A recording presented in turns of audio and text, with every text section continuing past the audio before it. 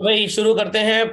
अंताक्षरी तो नहीं शुरू करेंगे लेकर प्रभु का नाम। वैल्यू और प्राइस हम पढ़ रहे थे, तो मैंने आपको एक कोट दिया था इसके ऊपर, an accountant knows the price of everything but the value of nothing. आप बहुत प्यासे हैं, आपको बहुत प्यास लग रही है, आपके सामने एक बॉटल मिनरल वाटर है और एक 10 ग्राम गोल्ड का कॉइन है। कौन सी चीज आप लेना पसंद करेंगे दोनों में से? Gold coin, mineral water. तो उस समय पानी की वैल्यू हो सकता है आपके लिए बहुत ज्यादा हो, बट प्राइस उसका 15-20 रुपए ही रहेगा। बट गोल्ड की प्राइस बहुत ज्यादा है, बट वैल्यू उस समय बहुत कम है। तो वैल्यू और प्राइस का डिफरेंस आपको समझ में आया या सिर के ऊपर से उड़ गया? पक्का? चलिए, तो बच्चों जब हम वैल्यू पढ़ते हैं तो दो बातें हमारे दिमाग में आती हैं इकोनॉमिक्स की क्लास में। The first is value in exchange and दूसरा होता है what is called as value in use. तो वैल्यू इन एक्सचेंज और वैल्यू इन यूज को आप कैसे समझेंगे? टेक एन एग्जांपल कि आपने मार्केट में जाकर एक टाल खरीदा, टाल जानते हैं ना, और इसकी प्राइस क्या है? 1000 रुपए, और आप इसको लगातार इस्तेमाल कर रहे हैं। सर किस लिए इस्तेमाल कर रहे हैं? झाड़ू पोछा लगाने के लिए। अरे रईस लोगों का 1000 रुपए के टॉल से पोछा झाड़ू ही लगता है। ओके, तो this is known as value in use. Value in use. आपने एक कार खरीदी, let's say BMW X5 second hand, costing rupees 80 lakhs। How much? 80 lakhs, और आप इसको इस्तेमाल कर रहे हैं। This is also known as value in use. और मेरे पास गाड़ी है ऑल्टो 800 जिसका प्राइस है लेटस से 5 लाख रुपीज। अब आप BMW चलाते चलाते बोर हो चुके हैं, पुरानी हो गई, ये कितनी चलाएंगे, यू वांटेड समथिंग न्यू। आपने कहा सर एक काम करते हैं, आप BMW ले लीजिए हमसे और बदले में हमको अपनी ऑल्टो दे दीजिए। समझ में आया कि नहीं? तो दोनों के पास नई गाड़ियां हो जाएंगी, आपके पास भी और मेरे पास भी। तो मेरे को BMW will cost how much? 5 lakh रुपए की पड़ेगी बस, क्योंकि मैंने 5 लाख वाली गाड़ी आपको दे दी और बदले में आपसे BMW ले ली। कोई पैसा थोड़ा लिया दिया है। अरे आप थोड़ा इतना पैसा मांगेंगे, भाई क्या करेंगे आप पैसा लेके, आपको पैसे की क्या जरूरत, और गुरु थोड़ा पैसा मांगेंगे। तो अदला बदली हो गई बस गाड़ी की। तो मेरी ऑल्टो 5 लाख की थी और बदल के मैंने आपसे आपकी BMW ले ली। तो अब मेरे लिए BMW कितने की हुई? सिर्फ 5 लाख की। और आपके लिए बच्चों सो कॉल्ड ऑल्टो कितने की हो गई? 80 लाख रुपए की। इसको बोलते हैं what is called as value in exchange. पोपड़े में बात गई तो आपके यहां शाहजहां के वंशज आए और कह रहे हैं ताजमहल को अपने घर से एक्सचेंज कर लो। आपका घर है मान लीजिए 2 करोड़ का और ताजमहल है 2 लाख करोड़ का। ज्यादा डिफरेंस नहीं, सिर्फ वो एल का डिफरेंस है, बाकी सब सेम है सर। तो अब ताजमहल सो कॉल्ड जब बनवाया गया था तो सस्ता बना था आज की वैल्यू के हिसाब से, लैंड प्राइस वगैरह वगैरह, तो 2 लाख करोड़ इसकी कीमत है। और आपका घर कितने का है बच्चों? तो शाहजहां के लिए ताजमहल का value in use 2 lakh crore, और आपकी फैमिली के लिए आपके घर का value in use is rupees 2 crore. I repeat, Taj Mahal की वैल्यू इन यूज कितनी है? 2 लाख करोड़, और आपके घर की वैल्यू कितनी है? 2 करोड़। अब आप कह रहे हैं कि भाई हमें अपने घर में नहीं रहना, हम ताजमहल में रहना चाहते हैं। शाहजहां कह रहे हैं हमें भी अपने घर में नहीं रहना, हम आपके घर में रहना चाहते हैं। तो अदला बदली हो गई, आपने क्या ले लिया? ताजमहल। तो ताजमहल आपके लिए कितने का हो जाएगा? 2 करोड़ का। और आपका घर शाहजहां के लिए कितने का हो जाएगा? 2 lakh crore. This is known as what children? Value in exchange. समझ में आ गया? एक और एग्जांपल, मेरा लैपटॉप है 50,000 रुपए का, समझ में आ गया, और आपके घर में एक बकेट है 500 रुपए की। तो बकेट का वैल्यू इन यूज 500 आपके लिए, लैपटॉप का वैल्यू इन यूज 50,000 मेरे लिए। अब हमने डिसाइड किया कि हम इन दोनों चीजों को आपस में क्या करेंगे? एक्सचेंज कर लेंगे। तो मेरे पास क्या आ जाएगा? बकेट। तो बकेट मेरे लिए 50,000 की हो जाएगी, और आपके पास लैपटॉप चला जाएगा। तो लैपटॉप कितने का हो गया? 500 रुपए का। This is called as value in exchange. समझ में आई बात? Value in use, value in exchange. हाँ चलिए समीर जी पूछिए, आपका कोई क्वेश्चन था, पूछिए। सर एक तरीके से इसको हम लोग बार्टर एक्सचेंज सिस्टम नहीं बोल सकते? बार्टर एक्सचेंज बोल सकते थे बच्चे, बिल्कुल बोल सकते थे, बट ये जो अमाउंट चला है ना बीच में, इसलिए ये बार्टर की डेफिनेशन से गायब हो गया। बार्टर सिस्टम एग्जैक्टली तब होता है जब अमाउंट या मनी की बात हम ना करते। सिर्फ हाउस ताजमहल से एक्सचेंज हो गया, ऑल्टो BMW से एक्सचेंज हो गई, बट जो प्राइस का पैरामीटर हमने गुजर दिया इसके अंदर, तो this doesn't makes it to be a barter system. समझ में आ गई बात? Please copy this good examples, आपको अच्छे लगेंगे। तो आपके घर में बनी थी मूंग की दाल और पड़ोस में बना था, आज कौन सा डे है? हाँ तो चलिए चिकन बिरयानी की बात कर सकते हैं। और पड़ोस में बनी थी चिकन बिरयानी, 2 लोगों के खाने भर के बराबर मूंग की दाल आप पड़ोसी को दे, और पड़ोसी से 2 लोगों के खाने के बराबर चिकन बिरयानी ले आए।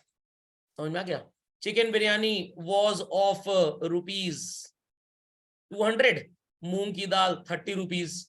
तो आपके लिए चिकन बिरयानी 30 रुपए की हो जाएगी और पड़ोसी के लिए मूंग की दाल 300 रुपए की हो जाएगी। समझ गए बात को? चलिए please put this in your copies quickly quickly quickly. तो लेट्स कंटिन्यू फर्दर। तो यहाँ पे लिखा भी हुआ है एक छोटा सा एग्जांपल आपके लिए। It says if 2 oranges can be obtained in exchange for 1 Apple. तो एक एप्पल की वैल्यू बच्चों कितनी हो गई? 2 ऑरेंजेस के बराबर, या एक ऑरेंज कितने एप्पल के बराबर हो गया? हाफ। समझ में आ गया? तो if I say that 2 oranges cost ₹40 and 1 apple costs ₹60। तो एप्पल अगर आप खरीद के खाते हैं तो वैल्यू इन यूज 60 रुपए, ऑरेंज खरीद के खाते हैं तो वैल्यू इन यूज 40 रुपए। बट अगर आप घर से एप्पल ले गए और आपने ये एप्पल दे दिए फ्रूट वेंडर को और उससे बदले में क्या ले लिया? ऑरेंज। तो आपको ये जो 2 ऑरेंजेस हैं ये कितने के कॉस्ट करेंगे? 60 रुपए के, क्योंकि आपने 60 रुपए वाला सामान देके ऑरेंज लिया है। तो orange will cost you 60 rupees each. समझ में आ गया? चलो, तो वैल्यू इन एक्सचेंज और वैल्यू इन यूज बराबर हो जाएगा। ओके, तो इस पे एक क्वेश्चन भी मैं लिखवाने वाला था, अब आप लिख लीजिए। Can value in exchange and value in use B same? Right a question. Can value in use and value in exchange be same?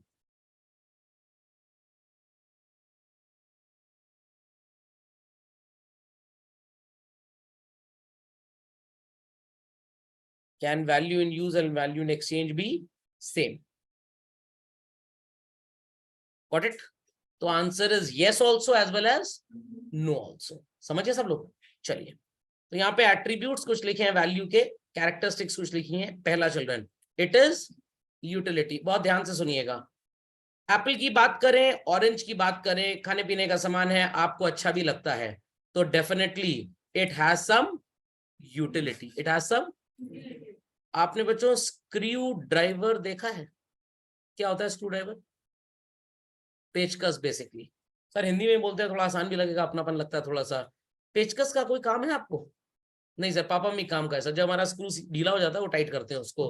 तो स्क्रू ड्राइवर की यूटिलिटी आपके लिए कुछ भी नहीं है, बट एक मैकेनिक, एक इलेक्ट्रीशियन, एक प्लम्बर के लिए बहुत ज्यादा है। What it clear? तो कुछ चीजों की सो कॉल्ड यूटिलिटी आपको अगर है तो जरूरी नहीं कि उसकी वैल्यू हो। इट्स जस्ट लाइक दैट कि पानी की यूटिलिटी है, पानी की यूटिलिटी है, बट आपको प्यास लगी नहीं है, आपको कोई फ्री में भी पीने को बोलेगा, पानी पिएंगे? बिल्कुल नहीं पिएंगे। So it says a commodity can have value only when it possesses utility। तो अगर मैं आपको बोलूं कि भाई एप्पल 10 रुपए का है, ऑरेंज 20 रुपए का है, आप कहेंगे हाँ हम खरीदेंगे बिकॉज हमें वो सेटिस्फाई करेगा। बट आप ना मैकेनिक है, ना आप इलेक्ट्रीशियन है, ना आप प्लम्बर है, आप कुछ नहीं है। क्या स्क्रू ड्राइवर का कोई काम है? सर वो तवे से रोटी पलटने के काम आएगा। स्क्रू ड्राइवर रोटी पलटने के काम? सर चाउमीन खा लेंगे सर मुझसे। अरे स्क्रू ड्राइवर से कैसे चाउमीन खाओगे? सर वो चाइनीज लोग स्टिक से खाते हैं ना, तो 2 स्क्रू ड्राइवर लेके हम भी खा लेंगे। तो वो स्टिक्स होती है बेसिकली। समझ में आया? समझ में आया? यस और नो? पक्का? चलिए, तो ये बात सबको क्लियर हो गई कि वैल्यू उसी चीज की होती है जिसकी कोई यूटिलिटी हो। तो अगर आप अपने आप को अपने मोहल्ले के चौराहे पे स्टैंड अप कर दें और सामने फॉर सेल का बोर्ड लगा दे और आपने वैल्यू लगाई हाउ मच? 100 करोड़ रुपए। आपको लोग 100 करोड़ बातें सुना जाएंगे, बट 100 करोड़ रुपए आपको कोई नहीं देगा। मानते हैं मेरी बात को? तो क्यों नहीं देगा 100 करोड़ रुपए आपको कोई? सर हमारी इतनी वैल्यू नहीं है। अच्छा मान लीजिए आपने 100 करोड़ में से एक जीरो हटा दिया और 10 लोग आ गए आपको खरीदने के लिए, 10 लोग आ गए आपको खरीदने के लिए, तो आपकी वैल्यू 10 करोड़ रुपए में लोगों को समझ में आ रही है। बट 100 करोड़ में आपको कोई नहीं खरीदना चाहता था, आपने अपना प्राइस गिरा के 90 किया, 50 किया, 40 किया, 30 किया, कोई नहीं आ रहा है। जब 10 करोड़ आपने प्राइस कर दिया तो भीड़ लग गई आपको खरीदने वालों की, तो आपकी यूटिलिटी कितनी है? 10 करोड़ रुपए, इससे ऊपर आपकी यूटिलिटी नहीं है। मॉर्निंग आवर्स में जब आप किसी मेसन वर्कर लेबरर को चौराहे से पकड़ने जाते हैं तो उसका रेट है 400 रुपए, तो अगर वो 500 रुपए मांगेगा आप उसको हायर करेंगे एक दिन के काम के लिए? नहीं करेंगे, क्योंकि आपको पता है कि वो सेटिस्फैक्शन कितने रुपए का देगा? सिर्फ 400 का। आपके घर में ढेर सारे गेस्ट आ गए, अब मम्मी गेस्ट के साथ बैठ के बातचीत करें, हालचाल ले, एंटरटेन करें, या किचन में खाना बनाए? गेस्ट को एंटरटेन करें। तो खाना बनाने के लिए मम्मी ने एक मेड से बात कर ली, और मेड क्या कह रही है? 20,000 रुपए लूंगी। मम्मी ने कहा एक दिन खाना बनाना है, पूरे महीने नहीं बनाना। अच्छा भाभी जी तो ऐसे बोलिए ना, 800 रुपए लेंगे। मम्मी कह रही नहीं ये भी बहुत ज्यादा है, हम तुम्हें 500 से ज्यादा नहीं देंगे, क्योंकि तुम्हारी कॉम्पिटिटर 500 में दिन भर खाना बनाने के लिए तैयार है। बात समझ में आ गई? तो मेड को मम्मी 800 नहीं दे रही है, 500 दे रही है, तो मेड की वैल्यू कितनी है? 500। समझ में आया? बट मैंने उस 800 रुपए वाली मेड को अपने घर में बुला लिया। सर आपने ऐसा काम क्यों किया? ताकि आपके घर में खाना ही ना बने और आपके और पैसे बच जाएं। राशन भी तो बचेगा ना, खाना नहीं बनेगा तो वैल्यू इन यूज, मेड की वैल्यू मेरे लिए 800 हो सकती है, आपकी मम्मी के लिए सिर्फ 500 है, क्योंकि आपकी मम्मी को लगता है कि वो 500 रुपए से ऊपर का सेटिस्फैक्शन नहीं देगी अपनी सर्विसेज से। Got it? तो आप जिस स्कूल में पढ़ते हैं, मान लीजिए वहां की fees 1 lakh rupees per annum है। बच्चों अगर दून स्कूल की फीस भी 1 लाख रुपए पर एनम हो जाए, क्या आप अपने सो कॉल्ड रिस्पेक्टिव स्कूल में पढ़ेंगे जहां आप अभी पढ़ रहे हैं? आंसर बिल्कुल नहीं पढ़ेंगे। आप कहेंगे जब पैसे उतने ही देने हैं, why I should not go to Doon school. आप फ्रेंड्स को बर्थडे पार्टी दे रहे हैं, आपके 20,000 रुपए खर्च होने हैं एक सड़क छाप रेस्टोरेंट में भी, एज वेल एज ताज मानसिंह में भी। कहां पे पार्टी देंगे आप? भाई ताज में तो ज्यादा सेवाएं मिलेगी, ज्यादा अच्छा खाना पीना मिलेगा, तो 20,000 रुपए में जब ताज का खाना आपको मिलेगा, सेटिस्फैक्शन 20,000 रुपए में ताज के खाने से जितना मिलेगा, क्या रोड साइड रेस्टोरेंट से मिलेगा? नो। फायर बोल्ट की घड़ी है 11,000 रुपए की, और टाइटन स्मार्ट वॉच भी 11,000 की है। You will go for what children? भाई हम टाइटन की घड़ी खरीदेंगे। और अगर राडो और सो कॉल्ड वो फॉजल, ये भी 11,000 रुपए की है, तो आप किसको खरीदेंगे? Fossil international brand, Rado international brand आप खरीदेंगे। तो वैल्यू इन यूज तभी बनती है जब उससे आपको कोई सेटिस्फैक्शन मिले। तो जो चीज आपको सेटिस्फैक्शन नहीं दे सकती उसकी वैल्यू क्या होती है? 0। तो प्लीज एक स्टेटमेंट लिख लीजिए यहीं पे नोट्स में, एनीथिंग which doesn't render मतलब offer, anything which does not render any satisfaction has no value। Be quick है? वही यूटिलिटी का पहला पॉइंट, सॉरी वैल्यू का पहला पॉइंट समझ में आ गया? जिस चीज का सेटिस्फैक्शन होगा पैसे आप उसी के देंगे। किन लोगों ने गंगा जी में डुबकी लगाने का 100 रुपए आज तक दिया है? किसी ने नहीं दिया होगा। क्यों? क्योंकि मैंने आपको यह बात भी बताई, ये प्राइस उसी चीज का होता है जिसकी डिमांड ज्यादा होती है और सप्लाई कम होती है। गंगा जी में तो इतना पानी है, पीते रहोगे डुबकी मार दो, पेट फट जाएगा, शरीर चला जाएगा, पानी खत्म नहीं होगा। But what happens during those grand bathing days, Mauni Amavasya? क्या नाव वाला 50 रुपए में आपको ट्रैवल करवाएगा? 5-5, 10-10 हजार, 20-20, 50-50 हजार लेते हैं, और कोई पता लग गया इलाहाबाद का नहीं है, महाराष्ट्र सिडनी से आया है, तो कौन बनेगा करोड़पति? खेल लिए वो लोग, भयंकर पैसा छुआ देते हैं वो लोग। क्यों ऐसा करते हैं उस दिन में? क्योंकि डिमांड बहुत ज्यादा है बोट से जाकर स्नान करने की, और सप्लाई कम है। नॉर्मल डेज में बोट वाला कहेगा हम 50 दे देंगे, चलो नहा तो लो, 10 दिन हो गया नहाए हुए तुमको, कम से कम बास मारो पूरे मोहल्ले में। समझ में आई बात? तो यूटिलिटी होगी तभी वैल्यू होगी, नहीं तो वैल्यू नहीं होगी। Second again scarcity. हवा खाने के लिए, सांस लेने के लिए पैसे दिए आपने कभी? कभी ऐसा सुना सांस ली तो मोबाइल पे मैसेज आ गया आपके खाते से 50 रुपए कट गए सांस लेने के? ऐसा कभी नहीं होता है, क्योंकि वो चीज स्कैर्स नहीं है। विटामिन डी की कमी हो जाए, गांव वालों में विटामिन डी की कमी क्यों नहीं होती है? बिकॉज वो धूप में बहुत ज्यादा घूमते हैं। आप मत घूमिएगा, घर वाले पहचान नहीं पाएंगे, कहेंगे व्हाइट मैन गया था ब्लैक मैन वापस आ गया, मैन इन ब्लैक बोल देंगे मैन इन व्हाइट से आपको।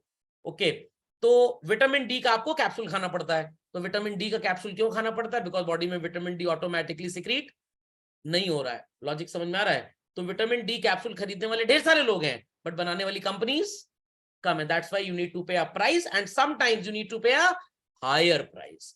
तो मिनरल वाटर की बोतल की स्कैसिटी है. प्यासे को प्यास लगी है तो वैल्यू है, पैसा देगा. बट किसी को प्यास लगी है तो क्या बोलेंगे, जाओ जमुना जी में डुबकी मार लो, गंगा जी में डुबकी मार लो, संगम स्नान कर लो, वही पानी पी लेना. उन चीजों की स्कैसिटी नहीं है तो उनकी वैल्यू भी नहीं है. तो वैल्यू होने के लिए किसी भी चीज की क्या होनी चाहिए, यूटिलिटी होनी चाहिए. उस चीज की जो अवेलेबिलिटी है क्या होनी चाहिए, स्कैर्स होनी चाहिए. And I can give it to you and you can pass it over to me. मेरे पास घर तो है बट मैं उसको बेच ही नहीं सकता क्योंकि वो मेरे नेम पे रजिस्टर्ड ही नहीं है. वो मेरे दादाजी के नाम पे रजिस्टर्ड है और दादाजी बोल के गए थे जब ये दादाजी बन जाएंगे तभी बेच पाएंगे. तो क्या मैं घर 100 करोड़ 200 करोड़ 5000 करोड़ कुछ भी बकवास भोंक लूं अपने मुंह से, क्या वो बिक सकता है? बिल्कुल नहीं बिक सकता. तो उसकी वैल्यू कितनी हो जाएगी? समझ में आया कि नहीं? पक्का? तो आपको रिव्यू पता लग गया जीरो मूवी का क्या था और आपके पास टिकट भी है. मेरे को भी रिव्यू पता है. क्या मैं आपकी टिकट खरीदूंगा? नो. दिल वाले दुल्हनिया ले जाएंगे. इस मूवी का रिव्यू बहुत अच्छा है. आपके पास टिकट भी है, डबल ट्रिपल दाम में आप बेच सकते हैं क्योंकि वो टिकट ट्रांसफरेबल है. ट्रांसफरेबल है. आपके घर में एयरटेल या जियो का इंटरनेट कनेक्शन है, can you sell it to somebody else? क्या पड़ोसी घर में आप उसको लगवा सकते हैं जाके? 10 घर दूर लगवा सकते हैं. ट्रांसफरेबल नहीं है. क्या पड़ोसी पैसे देगा आपको? It's value is zero. तो वैल्यू क्रिएट करने के लिए सबसे पहली चीज क्या होनी चाहिए बच्चों? यूटिलिटी. मम्मी कभी कभी आपको बोलती होंगी किसी काम के नहीं हो, तो आप बोलिए ऐसे मत बोलिए, गंदा लगता है. बोल दो योर वैल्यू इज जीरो, मैं समझ जाऊंगा. अरे चलो बड़ो, तुम्हारे जैसे बहुत देखे हैं. हाँ तो ठीक है, बोल दो ना वैल्यू इज जीरो. समझ में आया कि नहीं? पक्का? तो आप जब किसी काम के होंगे किसी के लिए तभी आपकी वैल्यू बनेगी. तो जीवन में अपने आप को एक स्कैर्स रिसोर्स रखना है. क्या रखना है? ये नहीं दोस्त ने फोन किया आ जाओ, खाली बैठे हैं क्या, आ जाएं. आ जाओ आ जाओ आ जाओ. मधुमक्खी मच्छर हवा पानी मान लिया, आ जाओ. इनके पापा के हम नौकर हैं, आ जाओ. जब आप बार बार जाएंगे ना तो आपकी वैल्यू खत्म. नानी माँ के यहाँ 2-4 साल में एक बार जाओगे, मैं चैलेंज करता हूँ 51,000 से कम का लिफाफा नहीं मिलेगा. और टपक जाओ हर शनिवार और संडे को, 11 रुपए लेके दिखा दो, बहुत बड़ी बात है. क्योंकि नानी माँ को पता है ये नालायक तो हर दिन चला आता है यहाँ पे, क्या इसको लिफाफा दे. तो इसीलिए हर जगह हमेशा जाना नहीं चाहिए. जाएंगे तो क्या होगा, आपकी सप्लाई ज्यादा होगी और डिमांड स्कैसिटी नहीं होगी, तो आपकी कोई वैल्यू भी नहीं होगी. समझ में आ गया? तो नानी माँ 4 बार फोन करेंगी साल भर में, बेटा आ जाओ बेटा आ जाओ. अंदर ही अंदर जान लीजिएगा बुला रही है, उनका कोई काम वाम अटका होगा, झाड़ू पोछे वाली भाग गई है उनकी, इसलिए 4 बार बुला रही है आ जाओ. साल में 1 बार 2 बार जाएंगे, अच्छा लिफाफा लाएंगे. हर दिन टपक जाएंगे सैटरडे संडे वीकेंड में, ठेंगा मिलेगा आपको वहां से. समझ में आ गई बात? तो कब बनेगी आपकी value? When you can have some utility for others, satisfaction आप दे पाए किसी को. Second, when you create your scarcity. समझ में आ गया? तभी वैल्यू बनेगी. खोपड़े में बात गई कि नहीं गई? पक्का? चलिए, प्राइस तो बहुत आसान चीज है. Anything which is expressed in money when you happen to buy और सेल समथिंग, क्या बोलते हैं उसे? प्राइस. क्या बोलते हैं? प्राइस. तो ये बात मैंने आपको लास्ट क्लास में बताई थी. जब आप आइटम्स खरीदे, pen pencil apple orange wheat milk machine car scooter etcetera को फुल फॉर्म पता है? End of thinking capacity. तो इसे क्या बोलते हैं? प्राइस. तो मोबाइल फोन की प्राइस को कमोडिटी प्राइस बोला जाएगा, चश्मे की प्राइस को कमोडिटी प्राइस बोला जाएगा, लैपटॉप की प्राइस को कमोडिटी प्राइस बोला जाएगा. बट जब आप किसी की जमीन यूज करते हैं बच्चों, इन रिटर्न आपको क्या देना पड़ता है? Rent. You use the services of someone, क्या पे करना पड़ेगा? वेजेस. और जब आप किसी का पैसा यूज करते हैं चिल्ड्रन, व्हाट डू यू पे? इंटरेस्ट. और किसी पर्सन को जब बिजनेस में कोई इनोवेटिव चीज करनी होती है तो वो क्या कमा लेता है? प्रॉफिट. समझ में आ गया? तो these are called as factor prices. तो यहाँ पे लिखा भी हुआ है, rent for land, wages for labour, interest for capital and profit to the entrepreneur. Please एक वर्ड ऐड कर लीजिए, रिस्पेक्टिवली. Please add this.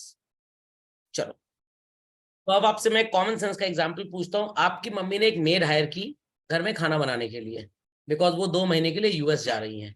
क्यों जा रही हैं? मौसी की बेटी की शादी है. मौसी की बेटी की शादी है. सर 2 महीने के लिए शादी, एक स्वयंवर है.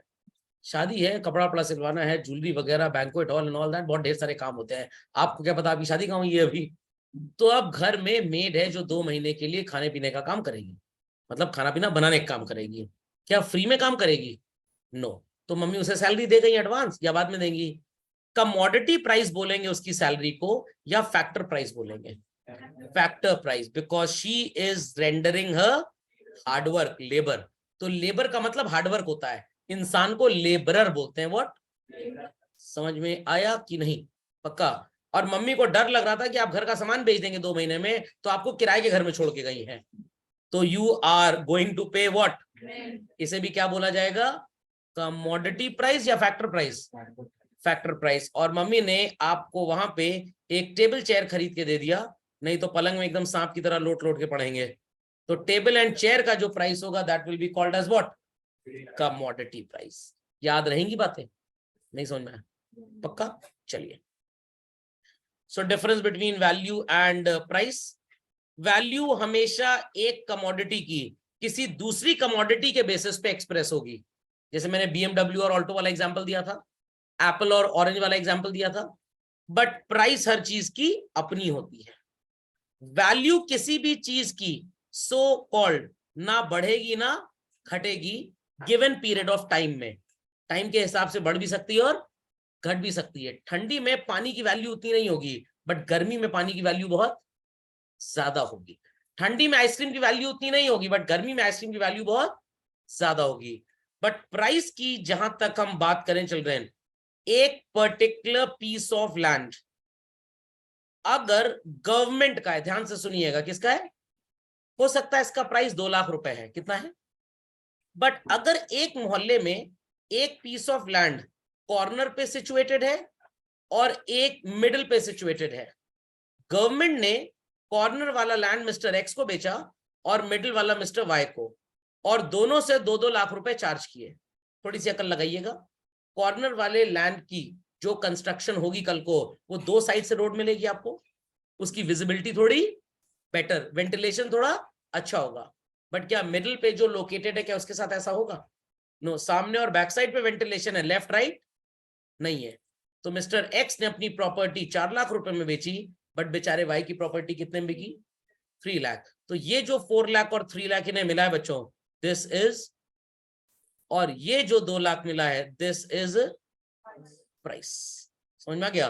तो प्राइस टाइम के अकॉर्डिंगली फ्लक्चुएट नहीं होती, बट अगर हो रही है तो आप उसे प्राइस ना बोल के क्या बोलते हैं? वैल्यू। 20 साल पहले आपकी दादी माँ ने दादाजी से बोला था, ए सुनते हो जी, डायमंड का नेकलेस ले दो। दादाजी बोल रहे हैं पत्थर पे क्या पैसा लगाना, better go for gold.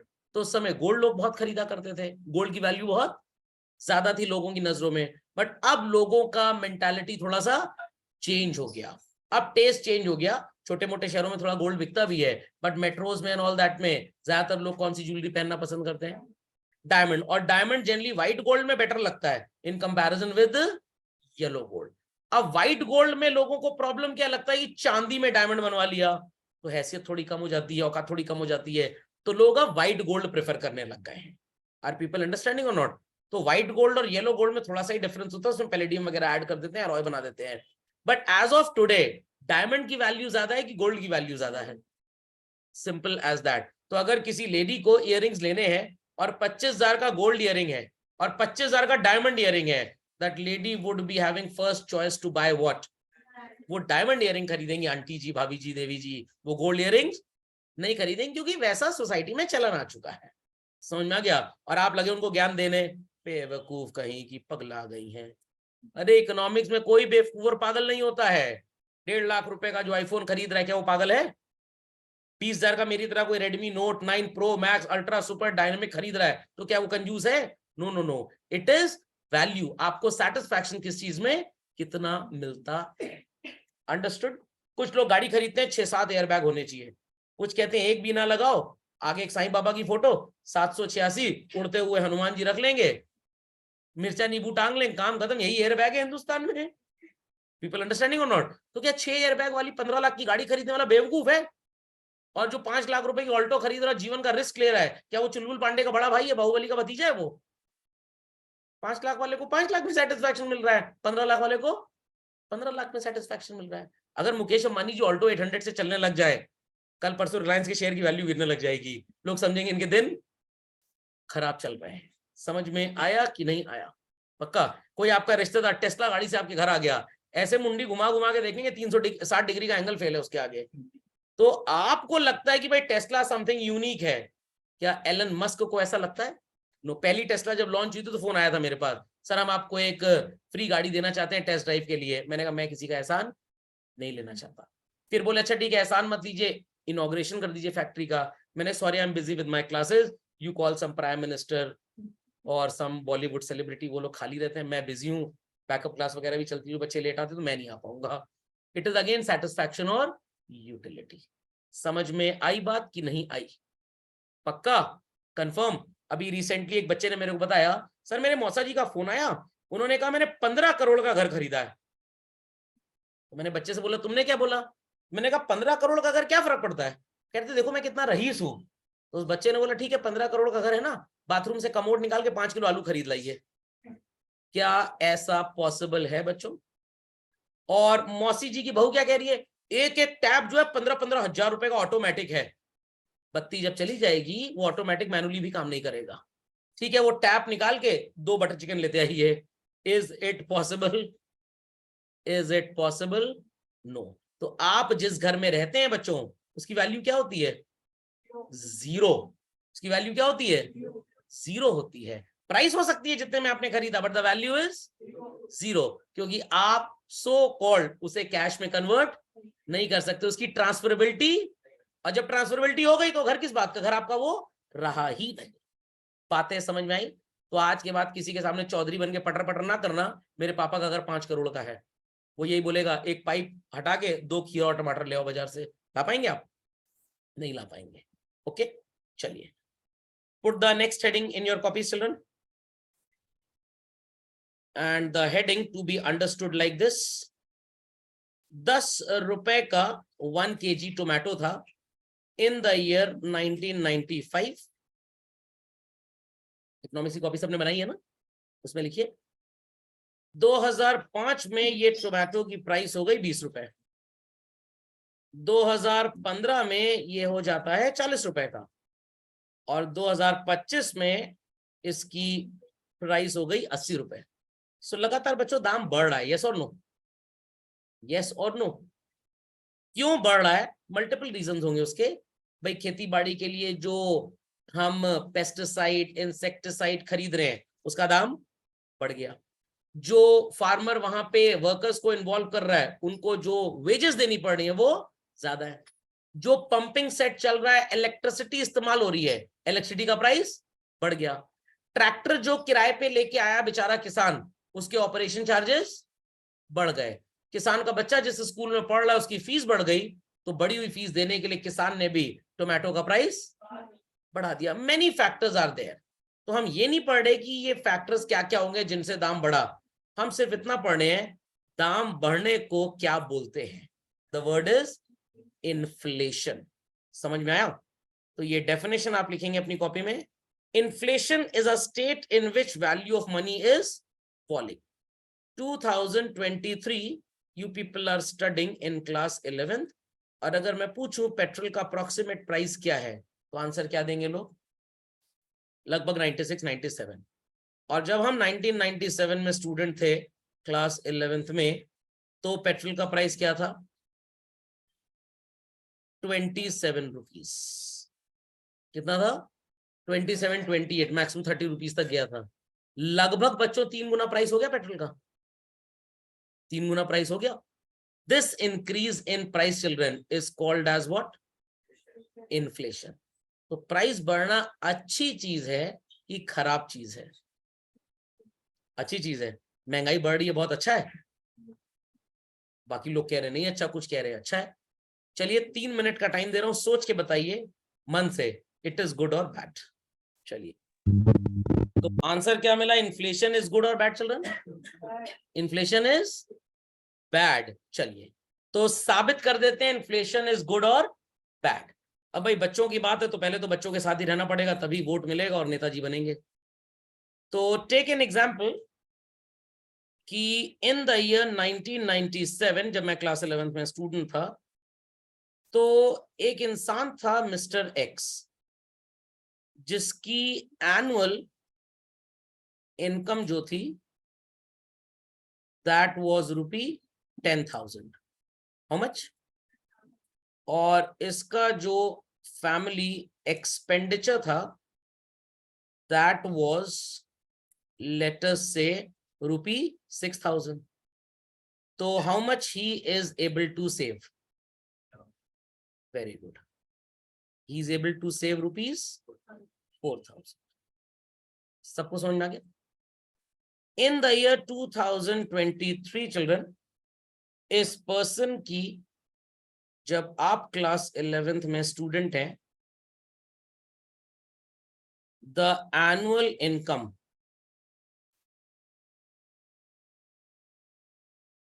is ₹2 lakh। How much? 20 गुना इनकम बढ़ गई। The family expenditure is ₹1,95,000। Sir ज्यादा खर्च कर रहा है ये, चलिए अच्छा कम करवाते हैं इसका खर्चा। इज 190, और इसकी सेविंग्स क्या हो गई? ओनली 10,000। तो earlier he was able to save annually how much, और अब कितना बचा रहा है? अच्छी बात है, खराब बात है? अच्छी बात है, बट अभी आपने ठीक से देखा नहीं, अभी ठीक से आपने देखा नहीं। सेविंग्स को अगर आप इनकम के कंपैरिजन में कंपेयर करें, यहाँ 40% पैसा बचा लेता था। 10,000 कमा के 6,000 खर्च करके 4,000 बच जाता था। यहाँ पे बेचारा कितना बचा पा रहा है? 5% मुश्किल से। सो महंगाई इतनी ज्यादा बढ़ गई, ये अपनी इनकम का 95% क्या खर्च कर रहा है, but here he was spending only 60%। तो इन्फ्लेशन इज गुड और बैड? इट इज बैड ना। ये एग्जाम्पल समझ में आ गया? That inflation is bad. तो अपनी कॉपी में आप ये हेडिंग लिखेंगे, इन्फ्लेशन इज बैड। फिर मैं साबित करता हूं how it is good. Quickly copy this. So now the composition is this कि इन्फ्लेशन बैड नहीं है, इन्फ्लेशन इज गुड। ये सर कैसे साबित करेंगे? पहले हम 6,000 रुपए खर्च करते थे, करेक्ट? और अब हम कितना खर्च कर रहे हैं? 190। मार्केट में महंगाई बढ़ गई। अब महंगाई जब बढ़ती है बच्चों, तो इसका मतलब है that prices of goods and services are going up. अगर गुड्स एंड सर्विसेज के प्राइसेस बढ़ रहे हैं, तो शॉपकीपर का प्रॉफिट भी बढ़ रहा है। जब शॉपकीपर का प्रॉफिट बढ़ेगा, तो वो रिसर्च एंड डेवलपमेंट करेगा, मार्केट में न्यू गुड्स एंड सर्विसेज आएंगे। वो अपने बिजनेस को एक्सपैंड करेगा कि कोलैप्स करेगा? एक्सपैंड करेगा तो क्या रोबोट्स को एम्प्लॉय करेगा? No, new employment would be generated. जब न्यू एम्प्लॉयमेंट जनरेट होगा, तो उन लोगों को जिनको नौकरी मिलेगी, उनकी इनकम बढ़ेगी। जब उनकी इनकम बढ़ेगी, तो वो अपनी बढ़ी हुई इनकम से गुड्स एंड सर्विसेज की डिमांड क्रिएट करेंगे, मार्केट में बाजार जाके सामान खरीदेंगे। तो ओवरऑल इकोनॉमिक एक्टिविटी ग्रो करेगी कि फॉल करेगी? प्रॉफिट कैसे बढ़ेगा? पहले 10 रुपए का सामान था, 10% प्रॉफिट के साथ बेचते थे 11 रुपए का। अब ये सामान जो है ये 25 रुपए का हो गया, तो इसका प्रॉफिट हो गया 2.5 रुपए। तो कहां हम सो कॉल्ड 10 का सामान 11 में बेच के 1 रुपए कमाते थे, अब 25 रुपए का सामान 27.5 रुपए में बेच के 2.5 रुपए कमाएंगे कि नहीं? हाँ, तो 2.5 रुपए कमाएंगे कि नहीं कमाएंगे? तो कंपटीशन रहता तो क्या कोई दूसरा फ्री में सामान दे देगा आपको? भाई कंपटीशन रहता है, प्राइस का कुछ टाइम तक रहेगा, जब ओल्ड स्टॉक खत्म हो जाएगा तो सब लोग नया बेचेंगे, तो सब लोग नया बेचेंगे तो भाई सबको महंगा मिलेगा ना। जिसके पास सस्ता है कुछ दिन ही तक तो सस्ता रहेगा, कि जिंदगी भर उसके पास सस्ता रहेगा? उसने अमृत पी लिया है कोई? क्या ऐसा होगा? क्या ऐसा होगा? नो। आप याद करिए, जब आपके दादाजी क्लास 11 में पढ़ते थे, क्या घर में उतनी प्रॉस्पेरिटी, उतनी लैविशनेस, उतने रिसोर्सेज थे जितने आज हैं? नो। आपके दादाजी ने शायद ग्रेजुएशन तक साइकिल चलाई होगी, और आपने शायद क्लास 5th तक चलाई होगी ठीक से। समझ में आ गया? आपके पापा शायद टू व्हीलर से पहले दिन ऑफिस गए होंगे, बट आप शायद पहले दिन अपने स्कूल नर्सरी भी कार से गए होंगे। तो ये कैसे हुआ? चुरा के लिया गाड़ी कहीं से? No, prosperity. प्रॉस्पेरिटी कैसे आई? जब लोगों की इनकम बढ़ी। आपके पास घर में 2 एक्टिवा गाड़ियां हैं बस। अब जब आप कार खरीद लेंगे तो एक ड्राइवर की नौकरी हो सकता है, आप किसी को ड्राइवर लगा दें। अच्छा चलिए आप खुद ही ड्राइवर बन जाएं, फ्यूल का कंजम्पशन बढ़ेगा, गाड़ी की सर्विसिंग कराने जाएंगे, कल को उसमें एक्सेसरीज लगवाएंगे, पहिया घिसेगा तो क्या करेंगे? रबड़ बैंड बांध देंगे उसके ऊपर, नया टायर लगवाएंगे। अब गाड़ी होती ही ना अगर, तो क्या सारे खर्चे होते? गाड़ी होती ही ना अगर ये सारे खर्चे होते। 1947 में इंडिया में जितना खर्चा होता था 2027 में क्या उससे कम हो रहा है? नो, उससे ज्यादा हो रहा है। जब आप पैदा हुए होंगे तो आपके घर का खर्चा हो सकता है 10,000 रुपए महीना हो, आज 50,000 रुपए महीना होगा। चीजें महंगी भी हुई और लोगों की जरूरतें बढ़ गई, लोगों की जरूरतें बढ़ गई। आपके दादाजी जब क्लास 11 में थे क्या घर में एसी था? अब लोग कहेंगे सर उतनी गर्मी नहीं थी। हम ज्योग्राफी नहीं पढ़ रहे, हम इकोनॉमिक्स पढ़ रहे हैं। जब एसी आ गया तो इलेक्ट्रिसिटी का कंजम्पशन भी बढ़ गया। इलेक्ट्रिसिटी का कंजम्पशन जब बढ़ा तो और ज्यादा इलेक्ट्रिसिटी जनरेशन प्लांट लगाए जाएंगे, सोलर पावर, हाइड्रो इलेक्ट्रिक, कुछ भी। वहां पे लोगों का एम्प्लॉयमेंट बढ़ेगा। पहले आप इलेक्ट्रिसिटी खरीदते थे 3 रुपए यूनिट पे, आज खरीद रहे हैं 7 रुपए यूनिट पे। तो जब कॉस्ट प्राइस बढ़ेगी, मार्केट प्राइस बढ़ेगी, तो प्रॉफिट भी बढ़ेगा। आपके पापा की जब शादी हुई तो क्या ड्रोन से शूटिंग हुई? कभी नहीं हुई। बट आज की शादियों में ये भी एक नया नाटक आ गया है, ड्रोन से शूटिंग करने वाला। समझ में आ गया? तो ड्रोन वाले का एम्प्लॉयमेंट बढ़ गया। समझ में आया कि नहीं आया? आने वाले टाइम में हो सकता है दुल्हन दुल्हन भी ड्रोन से आए तो खर्चा और बढ़ेगा। तो जैसे जैसे समय बीतता है, इकोनॉमिक एक्टिविटीज बढ़ती हैं, तो पैसे का एक्सचेंज भी ज्यादा होगा, वैल्यूज भी बढ़ जाएंगी, तो लोगों की कमाई बढ़ जाएगी। 20 साल पहले जब पढ़ाते थे तो व्हाइट बोर्ड और चौक इस्तेमाल करते थे, आज व्हाइट बोर्ड और चौक का काम खत्म। तो जिस प्रपोर्शन में आपके खर्चे बढ़ते हैं, आपकी कमाई उससे ज्यादा बढ़ती है, तब तो अच्छा है। बट खर्चा ज्यादा हो गया, कमाई उतनी नहीं बढ़ रही है, तब अच्छा नहीं, वहां पे इन्फ्लेशन इज बैड। ये बिजनेस आइडेंटिटी क्रिएट की गई है। आज लोग गूगल पे, पेटीएम यूज करते हैं, तो गवर्नमेंट का कहीं ना कहीं नोट छापने का खर्चा थोड़ा कम हो गया है। लोग ज्यादातर credit card, ATM card use कर रहे हैं पैसे के एक्सचेंज के लिए, तो वेयर एंड टेयर उस कार्ड का कम है, बट करेंसी नोट का ज्यादा है। मान लीजिए आप साल भर में 5 लाख रुपए खर्च करते हैं, अगर आप पूरा ट्रांजैक्शन कैश में करें तो 5 लाख रुपए का नोट घिसेगा ही घिसेगा। आज घिसेगा, 2 महीने बाद घिसेगा, 1 साल बाद घिसेगा। बट अगर ट्रांजैक्शन गूगल पे से हो रहा है तो करेंसी नोट का वेयर एंड टेयर ना के बराबर होगा। तो ओवरऑल इकोनॉमी में ग्रोथ आएगी जब रिसोर्सेज बचेंगी कि नहीं बचेगी? बात समझ में आ रही है? पक्का? तो इस पर्सपेक्टिव से इन्फ्लेशन अच्छा है कि खराब है? Simple as that. From this perspective we can say inflation is good. Now I am open to your questions. चलिए अब पूछिए, अब पूछिए क्वेरी अपनी। हाँ हाँ, 1 रुपए कमाते थे, 100 रुपए आपने कमा लिए। आज 100 यूनिट नहीं बिकेगी, आज 300 यूनिट बिकेगी। क्यों? पॉपुलेशन भी तो over the period of time बढ़ेगी। तो आज जब 25 का 27.5 होगा, आपने 2.5 कमाए, 100 पीस नहीं बिकेगा, आज बिकेगा 300 पीस। इंडिया में या एक पर्टिकुलर सिटी में 25 साल पहले शायद महीने में 100 गाड़ियां बिकती थी। फिर ये नंबरिंग सिस्टम इंडिया में 91 में चेंज हुआ, हर 1000 व्हीकल्स पे AA, BBB वगैरह वगैरह इस तरह चलने लग गया। पहले 1-1 साल में अल्फाबेट चेंज होता था, अब 6-6 महीने में होने लग गया है। मेट्रो सिटीज में 2-2 महीने में होने लग गया है। पहले लोगों के पास पैसे कम होते थे, कमाने वाले 1, खाने वाले 4। अब मम्मी भी जॉब में, पापा भी जॉब में। छोटे शहरों में बहुत कम है अभी ये, बट मेट्रो सिटीज में बहुत ज्यादा है। पहले घर में एक ही कार हुआ करती थी, अब पापा के पास अपनी कार है, मम्मी के पास अपनी कार और बच्चों के पास अपनी कार है। पहले एक लैंडलाइन फोन होता था, आज घर में 4 लोग हैं तो 8 मोबाइल फोन है कम से कम। समझ में आ रही है बातें कि नहीं आ रही? तो कंजम्पशन भी हमारा समय के हिसाब से बदलता गया। पहले लोग सिर्फ नेसेसिटीज पे खर्च करते थे, आज कंफर्ट्स और लग्जरीज पे खर्च कर रहे हैं। आपके घर में हो सकता है एक वॉशिंग मशीन हो, डिश वॉशर भी मम्मी ने खरीद लिया। क्यों? बगल वाली आंटी को जलाने के लिए। और बर्तन वो शीला और मुन्नी आके धोते हैं तब भी। तो डिश वॉशर जैसी चीज इस्तेमाल होना वो अलग चीज है, बट जब खरीदा तो फैक्ट्री में बना, फैक्ट्री में बना तो लोगों को एम्प्लॉयमेंट मिला। समझ में आया कि नहीं आया? आपने मोबाइल फोन खरीदा, खराब नहीं हुआ, आपका मन भर गया 3-4 साल इस्तेमाल करके, आपने एक्सचेंज करके आईफोन खरीद लिया, ओप्पो वीवो खरीद लिया, तो ये आपका पुराना मोबाइल फोन किसी अफ्रीकन कंट्री में सेकेंड हैंड बिक जाता है। बट आपने जब ज्यादा पैसे खर्च किए, 1 लाख रुपए का मोबाइल, कभी 1 लाख रुपए में लोग कार खरीदा करते थे, फिर 1 लाख में 2 व्हीलर खरीदने लग गए। अब कुछ लोग कहेंगे सर ये कौन से पाषाण युग की प्रिमिटिव एज की बात कर रहे हैं, 1 लाख में कार। 1983-84 की बात कर रहा हूं बच्चों, पापा मम्मी से पूछिएगा बताएंगे आपको। मारुति 800 47,300 रुपीज की आया करती थी। आज आपको आधी एक्टिवा ना मिले इतने पैसे में। समझ में आ रही बात? आपको जोक लग रहा होगा, ये सच्चाई है। फ्यूल दादाजी से पूछिएगा, बताएंगे आपको। पेट्रोल जब वो क्लास 11 में होंगे शायद 4 और 5 रुपए लीटर आता होगा। Got it clear? हमारे जमाने में देशी घी आता था लगभग 118-120 रुपए लीटर। आज सरसों का तेल नहीं मिलता इतने में। देशी घी अच्छा वाला तो 600-700 रुपए लीटर में मिलेगा।